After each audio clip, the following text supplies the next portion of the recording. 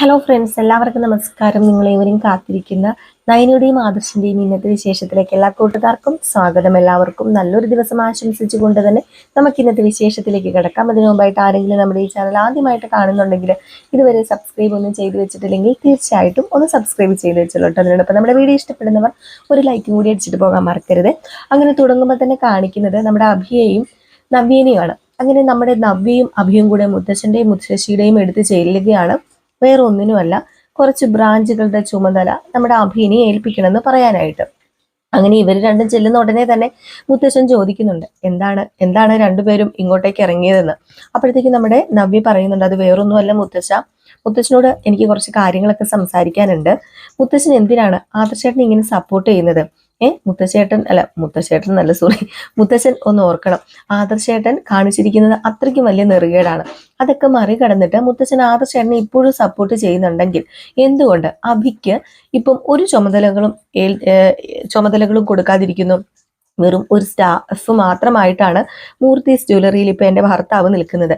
എൻ്റെ ഭർത്താവാണെങ്കിൽ ഇപ്പൊ എന്നെയും എൻ്റെ കുട്ടിയൊക്കെ സ്നേഹിച്ച് പഴയ ഒരു സ്വഭാവമൊക്കെ മറന്ന് നല്ല രീതിയിൽ തന്നെ മുന്നോട്ടേക്ക് പോവുക.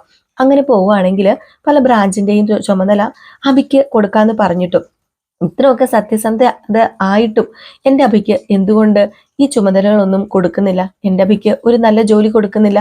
എൻ്റെ അഭി എന്നും ആ സ്റ്റാഫായിട്ട് കിടക്കാനാണോ മുത്തച്ഛനും മുത്തശ്ശി ആഗ്രഹിക്കുന്നത്? ഇവിടെ നെറുകേട് കാണിക്കുന്നവർക്ക് വരെ സ്ഥാനങ്ങളുണ്ട്. പക്ഷെ അഭിക്ക് അതൊന്നും നിങ്ങൾ കൊടുക്കുന്നില്ല. എന്താ കാരണം? അതിന്റെ കാരണം എനിക്കറിയണം. മുത്തച്ഛൻ തന്നെ പലതവണ പറഞ്ഞിരുന്നു, അഭി നേരെയാകുവാണെങ്കിൽ ഇനി ഉടനെ തന്നെ പല ബ്രാഞ്ചുകളുടെയും ചുമതല കൊടുക്കാമെന്ന്. പല ബ്രാഞ്ചുകൾ വേണ്ട, ഈ അനി എന്ന് പറയുന്നത് അഭിയുടെ അനിയനാണ്. എന്നിട്ട് പോലും 3 ബ്രാഞ്ചിന്റെ ചുമതല ഇപ്പൊ എനിക്ക് കൊടുത്തിട്ടുണ്ടല്ലോ. എന്നിട്ട് എന്താ അഭിക്ക് ചുമതലകളൊന്നും കൊടുക്കാത്തത്? അഭി ഇപ്പം ഒരു തെറ്റും ചെയ്യുന്നുമില്ല. അഭിക്ക് ഒരു കുഞ്ഞുണ്ട്, ഭാര്യയുണ്ട്, കുടുംബം നോക്കണം. അതൊക്കെ മുത്തശ്ശനും മുത്തശ്ശിയും മറന്നിട്ടാണോ ഈ കാണിക്കുന്നതൊക്കെ? എന്നിട്ട് തെറ്റുകൾ ചെയ്ത ആദർശേട്ടനെ മാത്രം എന്തിനാണ് സപ്പോർട്ട് ചെയ്യുന്നത് എന്നൊക്കെ ചോദിക്കുകയാണ്. ഇതൊക്കെ കേൾക്കുമ്പോഴത്തേക്ക് നമ്മുടെ മുത്തച്ഛന്റെ കാലിന്റെ പെരുപരളിൽ ധരിച്ചു വരുന്നുണ്ട് കേട്ടോ. കാരണം ഉള്ള തെറ്റുകളെല്ലാം ചെയ്തിട്ട് നിൽക്കുന്നത് അഭി തന്നെയാണ്. അപ്പൊ എന്നാലും പോട്ടെ. അപ്പൊ മുത്തച്ഛൻ പറയുന്നുണ്ട്, നവ്യ നീ പറയുന്ന കാര്യങ്ങളൊക്കെ ന്യായമായ കാര്യം തന്നെയാണ്. പിന്നെ ആദർശന്റെ കാര്യത്തിൽ നിങ്ങൾ ഇടപെടേണ്ട കാര്യമില്ല. ആദർശം തെറ്റ് ചെയ്യുകയോ തെറ്റ് ചെയ്യാതെ ഇരിക്കുകയോ. അവന് തെറ്റ് ചെയ്തെങ്കിൽ തന്നെ അവന്റെ ഭാര്യ അംഗീകരിച്ചിട്ടുണ്ടല്ലോ. അവന്റെ ഭാര്യയ്ക്ക് ഇല്ലാത്ത കുഴപ്പം വേറെ ആർക്കും വരേണ്ട കാര്യമില്ലല്ലോ.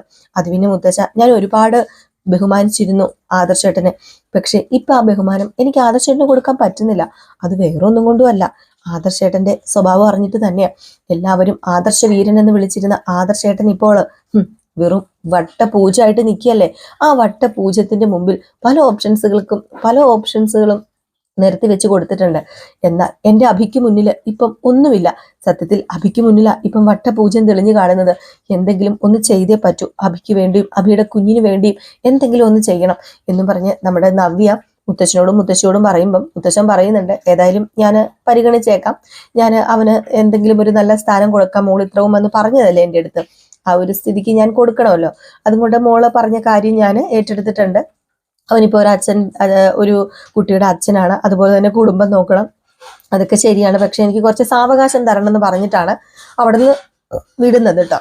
അപ്പം ഇത് കേട്ടിട്ട് നമ്മുടെ അഭിയും നബിയും അങ്ങ് പോയി. അപ്പോഴത്തേക്കും മുത്തശ്ശി പറയുന്നുണ്ട്, ഇനിയിപ്പൊ എന്താ ചെയ്യേണ്ടത് എനിക്ക് മനസ്സിലാവുന്നില്ലല്ലോ. ഇദ്ദേഹം എന്തിനാ അവന് ചുമതല കൊടുക്കാന്നൊക്കെ പറഞ്ഞത്? പിന്നെ പറയാതെ നവ്യയുടെ വായ അടപ്പിക്കാൻ ഇപ്പൊ അതേ പറ്റൂ. നവ്യ ചോദിക്കുന്നില്ല, ന്യായമായ കാര്യങ്ങൾ തന്നെയാണ്. അഭിക്ക് എന്തുകൊണ്ട് ചുമതല കൊടുത്തൂടാ? അനിക്ക് ഒരു 3 ബ്രാഞ്ച് കൊടുത്തു. അപ്പൊ അതുകൊണ്ട് അഭിക്ക് എന്തുകൊണ്ട് കൊടുത്തൂടാ? ആദർശ തെറ്റുകാരനാണ്. അങ്ങനെ പല ചോദ്യം വരുമ്പോൾ നമ്മുടെ വാടഞ്ഞു പോവില്ലേ? അതുകൊണ്ട് തന്നെയാണ് ഞാൻ പറഞ്ഞത്. ഏതായാലും എന്താണെന്ന് വെച്ചാൽ നമുക്ക് ചെയ്യാം, അതിനനുസരിച്ച് തന്നെ നമുക്ക് മുന്നോട്ടേക്ക് പോകാന്നൊക്കെ വസന്തരോടും മുത്തച്ഛൻ പറയാണ്. അപ്പൊ ഇത് കഴിഞ്ഞ് പിന്നെ നമ്മുടെ ജലജേനെ ആട്ടോ കാണിക്കുന്നത്. അപ്പം ജലജ പറഞ്ഞു, ഓ അല്ല മുത്തച്ഛൻ എന്താ പറഞ്ഞത്? അല്ല അച്ഛൻ പറഞ്ഞു കാണുമായിരിക്കും അല്ലേ അഭിക്ക് ജോലി കൊടുക്കണ്ടായെന്ന്. അപ്പം നവ്യ പറഞ്ഞു, അങ്ങനെയൊന്നും മുത്തച്ഛൻ പറഞ്ഞില്ല എന്ന് പറഞ്ഞപ്പം, മോളെ ശ്രദ്ധിക്കണം, ഇനിയാണ് ശ്രദ്ധിക്കേണ്ടത്. നിന്റെ കുഞ്ഞിന് കിട്ടാത്ത സ്നേഹം ഒരിക്കലും വേറൊരു കുഞ്ഞിന് കിട്ടേണ്ട കാര്യമില്ല.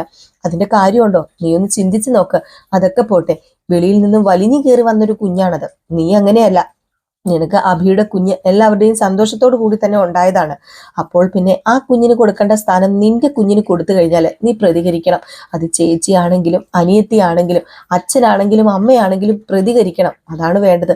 തൻ്റെ കുഞ്ഞിന് കിട്ടാത്ത സ്നേഹം എന്തിനാ മറ്റുള്ളവരുടെ കുഞ്ഞിന് കിട്ടേണ്ടത്? അത് പിന്നെ എനിക്ക് അമ്മ പറയുന്നത് മനസ്സിലാവുന്നുണ്ട്. നീ മനസ്സിലാക്കണം, നീ മനസ്സിലാക്കിയിരിക്കണം. അതിനുവേണ്ടിയാ ഞാൻ ഇതൊക്കെ പറയുന്നത്. അല്ലാതെ എനിക്ക് വേണ്ടിയല്ല, നിനക്കും നിന്റെ കുഞ്ഞിനും അഭിക്കും വേണ്ടി തന്നെയാണ് ഞാൻ പറയുന്നത്. എന്തൊക്കെ പറഞ്ഞാലും എൻ്റെ കൊച്ചുമോന്റെ അമ്മയാണല്ലോ നീ, എൻ്റെ മോന്റെ ഭാര്യയാണല്ലോ നീ. അപ്പോൾ പിന്നെ എനിക്കിനിയിപ്പം വേറൊന്നും നോക്കാനില്ല. ഞാൻ പറയുന്ന കാര്യങ്ങളൊക്കെ നീ ശ്രദ്ധിച്ച് കേട്ട് അതേപോലെ തന്നെ ചെയ്യണം. നീ അഭിയുടെ കൂടെ എന്നും ഉണ്ടായിരിക്കണം. അഭി ഇപ്പം നിന്നെ മനസ്സറിഞ്ഞ് സ്നേഹിക്കുന്നുണ്ടല്ലോ. അഭിയുടെ കൂടെ എന്നും ഉണ്ടായി കഴിഞ്ഞിട്ടുണ്ടെങ്കിൽ അഭി നിന്റെ കൂടെയും നിൽക്കും. അതുപോലെ നിങ്ങൾ രണ്ടും സഹകരിച്ചു വേണം ജീവിക്കാനായിട്ട്. അല്ലാതെ ഒരിക്കലും നീ അഭിയെ കുറ്റപ്പെടുത്തുകയോ ആരുടെ മുമ്പിൽ തരം താഴ്ത്തുകയോ ചെയ്യരുത്. നിങ്ങൾ ഭാര്യയും ഭർത്താവും ആയതുകൊണ്ട് തന്നെ അവൻ ഇപ്പോൾ തെറ്റുകളൊന്നും ചെയ്യുന്നില്ലല്ലോ. ആദർശിനെ വെച്ച് നോക്കുകയാണെങ്കിൽ എത്ര ഭേദം, അതുപോലെ അനിയെ വെച്ച് നോക്കുകയാണെങ്കിൽ എത്ര ഭേദം. ഈ അനി എന്ന് പറയുന്നവൻ കല്യാണം കഴിഞ്ഞിട്ടും നിന്റെ അനിയത്തിയുടെ പുറകെയാണെങ്കിലും നടക്കുന്നുണ്ട്. അതുപോലെ കല്യാണത്തിന് മുമ്പ് തന്നെ അവിഹിതത്തിൽ ഒരു കുഞ്ഞു ഉണ്ടായിട്ടുണ്ട് ആദർശിന്. അപ്പോൾ പിന്നെ നിന്റെ ഭർത്താവിന് എന്താ കുറവിരിക്കുന്നത്? നിന്റെ ഭർത്താവ് നല്ലവനല്ലേ? അപ്പൊ നീ നിന്റെ ഭർത്താവിനെ പരിഗണിക്കണ്ടേ എന്നൊക്കെ പറയാണ്. ഏതായാലും ഇതൊക്കെ കേട്ട് കഴിയുമ്പോഴത്തേക്കും എല്ലാം ശരിയാണല്ലോ എന്ന് നവ്യക്ക് തോന്നുന്നു. പഴയ ആ ഒരു നവ്യയിലേക്കുള്ള മാറ്റം അപ്പോൾ തന്നെ തുടങ്ങുന്നുണ്ട്.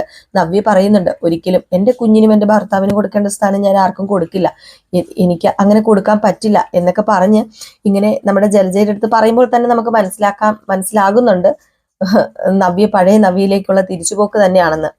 നവ്യ പറയുന്നുണ്ട്, പണ്ടത്തെ പോലെ പൊട്ടിയാകാൻ എനിക്കിനി പറ്റില്ല. ഞാൻ എൻ്റെ കുഞ്ഞിനും ഭർത്താവിനും വേണ്ടി തന്നെയാണ് ജീവിക്കേണ്ടത്. ഇനി അങ്ങനെ തന്നെ ജീവിക്കാനാണ് ഞാൻ തീരുമാനിച്ചിരിക്കുന്നത്. അതിന് എന്ത് ചെയ്യാനും ഈ നവ്യ തയ്യാറാണ് എന്ന് പറയുന്നുണ്ട്. അപ്പൊ നവ്യ ഇത്രയും പറഞ്ഞിട്ട് പോകുമ്പോഴത്തേക്കും നമ്മുടെ ജലജ അഭിയോട് പറയുന്നുണ്ട്, ഇനിയാണ് മോനെ നമ്മൾ കളിക്കാൻ ഇറങ്ങേണ്ടത്. കാരണം ഇനിയാണ് നമ്മൾ കളിക്കേണ്ടത്. അവളെ എങ്ങനെയെങ്കിലും ഒക്കെ പറഞ്ഞ് നയനയിൽ നിന്ന് തിരിക്കണം.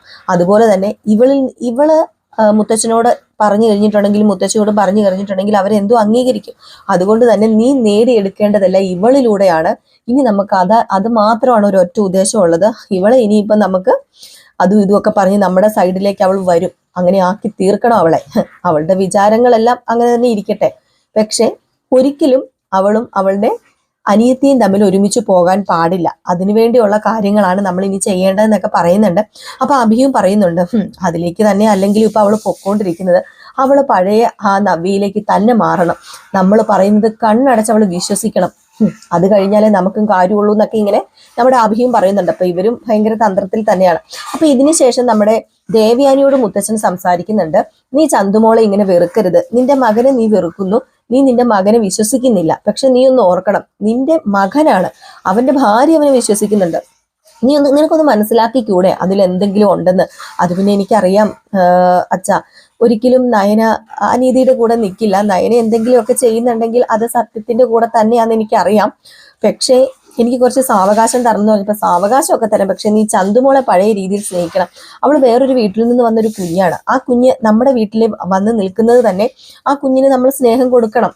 അല്ലാതെ ആ കുഞ്ഞിനെ അവഗണിച്ച് കഴിഞ്ഞിട്ടുണ്ടെങ്കിൽ അതൊരിക്കലും ദൈവത്തിന് നിരക്കാത്തതായി പോകും. അങ്ങനെ നീ ഒരിക്കലും ചെയ്യരുത് എന്നൊക്കെ ഇങ്ങനെ പറയുന്നുണ്ട്. ജലജയ്ക്ക് പോലും അതിന് പറ്റാത്തത്, ജലജ വെളിയിൽ നിന്ന് വന്ന ഒരാളായിട്ട് പോലും അവൾക്കറിയാം അവളെ ദത്തെടുത്തത്, എന്നിട്ട് പോലും അവളെ സ്നേഹിക്കുന്നില്ല എങ്കിൽ അതിനുള്ളത് അവൾക്ക് കിട്ടിക്കണം. പക്ഷെ മോളൊരു കാര്യം ചെയ്യണം, മോള് ചന്തുമോളെ സ്നേഹിച്ച് തുടങ്ങണം.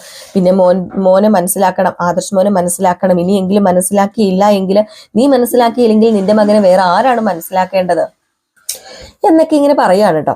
അപ്പൊ ഇതൊക്കെ കേട്ടിട്ട് നമ്മുടെ ദേവയാനിക്കും തോന്നുന്നുണ്ട്, നമ്മുടെ നയന എന്തെങ്കിലുമൊക്കെ സത്യമില്ലാതെ ഒരിക്കലും ഇതൊന്നും ചെയ്യില്ല. അത് മാത്രമല്ല, ഒരിക്കലും ആദർശന്റെ അവിഹിതത്തെയോ അങ്ങനെ ഒരിക്കലും നയനെ പ്രോത്സാഹിപ്പിക്കാനും പോകുന്നില്ലെന്ന് അറിയാം. പക്ഷെ എങ്കിലും മനസ്സിൽ ഇപ്പോഴും സത്യങ്ങളൊന്നും വെളിയിൽ വരാത്തത് കൊണ്ട് തന്നെ ദേവയാനിക്ക് ആ ഒരു ദേഷ്യവും ആ ഒരു വിരോധവും ഒക്കെ അങ്ങനെ തന്നെ നിൽക്കുകയാണ്.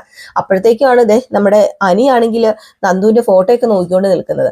അങ്ങോട്ടേക്ക് ദേവയാനി ചെല്ലാണ്. അപ്പം ദേവയാനി ചോദിച്ചാൽ, എന്താ നീ ഈ ഫോണിൽ നോക്കുന്നത്? എന്ത് പറ്റി? എന്തെങ്കിലും ഉണ്ടോ? അല്ല ഇനിയിപ്പം നന്ദു വല്ലതും നിനക്ക് അയച്ചു തന്നോ? നന്ദുവിന്റെ കാര്യം വല്ലതും ആണോ എന്ന് ചോദിച്ചപ്പോൾ ഹേയ് അല്ല വല്യമ്മ എന്ന് പറയുമ്പോഴത്തേക്കും തന്നെ ഉണ്ട് നമ്മുടെ അനിയുടെ ആ ഒരു സ്വരത്തിലൊക്കെ ഒരു പതറിച്ച. എന്നിട്ട് പറഞ്ഞു, മോനെ നീ എന്താ ഇങ്ങനെയായി പോയത്? നിന്നോട് ഞാനൊരു കാര്യം ചോദിക്കട്ടെ, നിന്റെ ആദർശേട്ടന്റെ കുഞ്ഞ് തന്നെയാണോ ചന്തുമോള്? നിനക്ക് എന്താ അഭിപ്രായം? നിന്നോട് ആദർശ് എല്ലാം തുറന്നു പറയുന്നതല്ലേ എന്ന് ചോദിച്ചപ്പം അതിനെക്കുറിച്ചൊന്നും എനിക്ക് അറിയില്ല വല്യമ്മേ, എന്നോട് പറഞ്ഞിരിക്കുന്നത് ആദർശേട്ടന്റെ കുഞ്ഞാണ് ചന്തുമോളെന്ന്. അപ്പൊ അങ്ങനെ വിശ്വസിക്കുന്നു. നയനേടത്തി പറയുന്നു, ആദർശേട്ടൻ പറയുന്നു, എല്ലാവരും പറയുന്നു.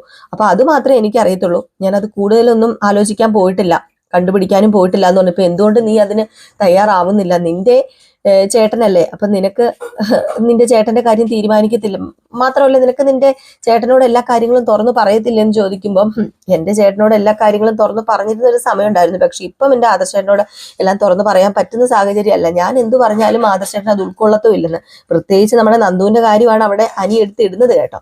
അപ്പൊ ഇങ്ങനെ ഒരു സംഭാഷണത്തിന് ശേഷം പിന്നെ കാണിക്കുന്ന സീൻ എന്ന് പറഞ്ഞാൽ ചന്തുമോളുമായിട്ട് കറങ്ങാൻ പോവുകയാണ് നമ്മുടെ നയനയും ആദർശം.